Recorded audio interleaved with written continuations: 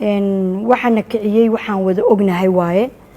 waxaan leenahay horta waa yaabanahay yaa iskale Muqdisho yay gogasheedu taala anoo og inay ummadda Soomaaliyeed wada leeyihiin oo ay tahay magaalo madaxdii Soomaaliya haddana beeshii u dhalatay inay u damqan weyso aad baan ugu xumahay war ninka gurigiisa duminaya oo inta ilmihiisii dibadda geystay oo graduation-ka uu ka qayb galay ilmihiis intuu dhoofo imaanaya haddana guriga uu leeyahay intuu sharaxday konton ciidana ku wareejiyay haddana dhahay microphone la qaato darbiyada looga boodaya dawladda ama magaaladii aan burburina ama $10 aan bixina ummadan kicina miyuusan islaan ahayn horta horeysay taas waa su'aal aan weydiinayo ragga u dhashay gobolka Banaadir mideeda kale waxaan la yaabanahay ninka khaylinayo microphone-ka qaatay oo dadka kicina miyuusan hooyo lahayn miyuusan xaas lahayn miyuusan walaal lahayn gabar ka naxda oo asaga u naxda oo dariska u naxda oo ilmaha masaakiinta cagaacadaanta ku ordaya ka naxda miyaysan jirin taas ayaan la yaabanahay maxaa ku dhacay gabdhihii beesha hawiye maxaa ku dhacay maxay uga damqan waayeen gobolka Banaadir oo dhammaan ummadda Soomaaliyeed gogasho ah war darbiga la duminayo iyo guriga la qarxinayo iyo ummadda la baabi'inayo soo adiga uma badnin majority matid oo 90% adiga dhaawacaagu ma yaalo qarxii dhaca hadduu 10 ay tahay 7 waa gobolka Banaadir ama galmudug ha ka yimaado ama Hirshabeelle ha ka yimaado 7 annaga leh marka annaga maxaan horta maxaan ka sameysanahay miyayna u naxayn shacabkeen kursi oo aan heli karo inaan ag joogsadon ilaaliyo maxaan iskugu dirnay hadda 14 walaalahay oo tartamay haddii kursiga aan ugu geeyo jaziro ka qaadanay kulligooda isku dilaa waxaan hubaa in isku dilaa marka walaalahayo horin axsaan nooguma inaan sameeynin oo nimankii aan ka weynaatiin astaana loo sameeyo gobolka Banaadir yaa matalaya 3 milyan oo qof oo degan yaa matalaya ragii noo diiday maanta ani calan beenayuusan ii qaadan calan beenayu ii qaadan gobolka Banaadir haweenka Soomaaliyeed gaar ahaan gabdhaha hawiye inay u naxaan rabaa inay u istaagaan rabaa inay ka naxaan carruurta yaryarka oo $2 siinayo waa inay u naxaan war dhalinyaradii yaryareed oo badda ku daadanaysa iyo kuwa tahriibaya iyo kuwa jeelasha ku jira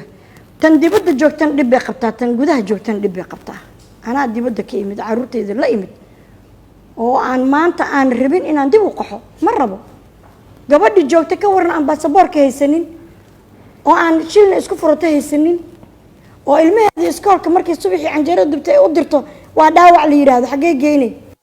ma waxbay ku furata haysataa maxaa uga fakari weysay marka kursi ka fakaraysiin gabadhaas masaakiinta ah ilmaheeda sayyi aniga gabar aniga ii xigta ayaa gas station ayadoo ka shaqeynayso gas station maana foosta ku gadasay gas ayay 2 wiil ay dhashay graduation iyo xaflad aadeen labadii waa laga qarxiyay waxaasaan u soo joognay kuwa ka daran 7 wiil ayay ahaayeen kuwa aniga tolkayga ah ayaa meesha jalaatada ku wada dhintay 7 aniga ilma adeerada ah oo gobolkan Banaadir wada dhashay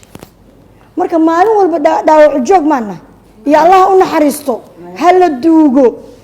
marka 14 nin oo kibrayo hantidii qaranka qaatay oo yiri ana qori wata dadkan waa kicina ha ka yeelinina aniga taasan qabaa madaxtinimada ilaahay baa bixiya aniga Maxamed Cabdullaahi Maxamed Farmaajo waa la jira hadda idin sheegay maxaan ugu jira ula jira kursi ninkii tagay dekada hobyo inay jirto gartay inay jirto ay joogto laba madaxweyne ay soo marto ilma adeerada ah labadaba nin tagay lama arko nin xusay male weligeed iyo dhismi laakiin waa la sheegay inay jirto dekada hobyo waxaa la siiyay 13 xibnood baarlamaanka intuu hor yimid ayuu wuxuu 13 xibnood hal siiyo gobolka Banaadir oo matala marka ninkaas miyaan tuuri karaa ma tuuri karaa aniga waxaan ku doortay oo ku qaadanayaa madaxweynaha sharafta leh inuu maanta na ogol yahay marka ninkii diido gadaal u degaan ku leeyahay kulli anigu waxaan leeyahay calanka Soomaaliyeed waxaa ku fadhiya madaxweynaha ra-iisul wasaare sharaf lahaan leenahay waxaan rabnaa nin walba oo soo maray kursigan waa la shaqeynay waxaa la rabaa ra-iisul wasaaraha cusub ee hadda yimid hadda tolku ka dhashay gudoomiyaha gobolka banaadir tolku ka dhashay maxaa dhacay miyaysan garba lahayn maxaa loo diiday maxay ku dhacday inaan anaga laba nin oo waaweyn oo mas-uuliyiin oo ilma adeeraha nina ra-iisul wasaaraha nina yahay gudoomiyaha gobolka banaadir ahna meeyarkii gobolka banaadir ciisada sharafta aan haysan maxay tahay 17 degmo 2-3 maalinta kale anaga ka ah gudoomiyaalka ah maxaan u diidnay marka gobolkeena maxaa qarxinaynaa waay aan qarxinaynaa gobolkeena maxaan ugu ilaalin weynay war go'aamaha hadii la keeno lug shaag dhulka hadii la dhigo uu gubto dhulka laamigaas waa dhalaalaya wixii dadkan ka soo barino Turkiga dhul noo sameeyeen waa anaga duduminayna war qof ogol ma jirto gobolkiisa inuu dumiyo gobolkeena yaana isku dumin madaxweynaha hadii ilaahay calaf ugu galana wuu joogaya hadaa calaf ugu galina wuu baxaya kursigaas waa la wada leeyahay qor isku dhib waaye xilka maahan in la tuuriyo madaxweynaha waa ogtiin khudbadiisii hore weligiis ma oran darbiga la ka soo daadanayo dadka hal kiciyo iyo ma laakiin nimankii u nixilaa umadan inay maanta yiraahdaan een hal kiciyo waa ka diidnay mana ogolin sidii shinnadii korkiisa loo imaanaya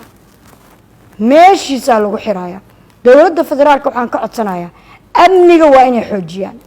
waa inay ninkii carqaladeynaya dalkan far iyo cid lagu qabtaa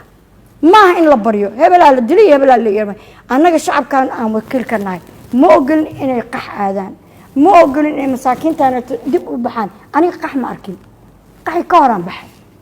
eedaan baxay alxamdulilah shukri bil caalamiin laakiin wax walba waa u soo joognay intii naga dambeysaan qofba maalin qaadayn marka wixii aan ogeyn ummadaas ku dhibaatootay in dib loogu celiyo raali kama nihin mideeda kale anaga dad walaalaha nahay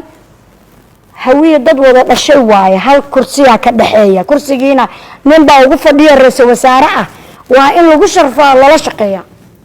waa in ra'iisul wasaaraha lagu sharfaa lala shaqeeya waa in gudoomiyaha gobolka banaadir oo hal qoys oo walaalaha ay leeyihiin inaan ku sharfaa asaga ka ah madax gobolka waa in ku sharfaa oo kula shaqeeya ku xirnow IBS Bank goob kasta iyo goor kasta adigoo isticmaalaya IBS Mobile Banking degso application-ka oo isticmaal adeega IBS Mobile Banking